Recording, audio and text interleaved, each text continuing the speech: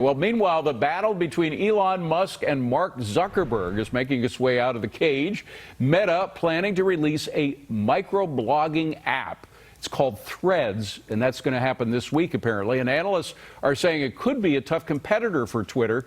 Kingsview Asset Management CIO and Fox News contributor Scott Martin is here to tell us who's going to win and who's going to. No, I wouldn't go that far, but it's a great boxing match if you put them together. I wouldn't count either one of these brainiacs out, would you?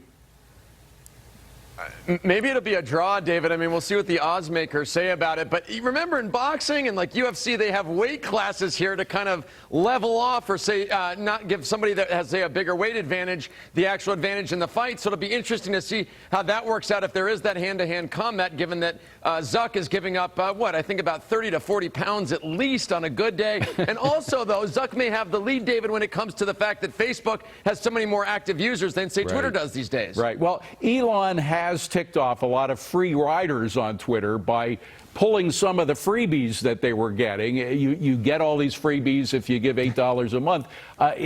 Does that work to Zuck's advantage?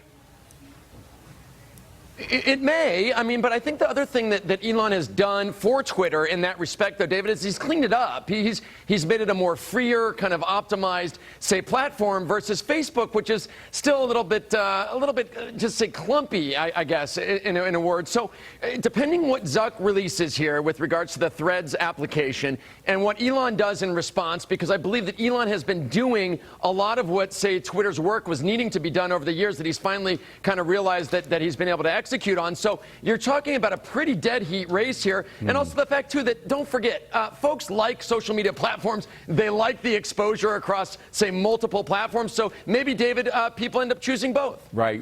Then there is the ideological split between the two guys. Elon clearly closed down a form of censorship that the government was involved with. I think even a judge just realized that, while Zuck actually let the FBI in. And he's, by the way, in Zuckerberg's favor, he said that some of the censorship that happened on Facebook was a big mistake, but he did let the censors in, whereas Elon came in saying, get out.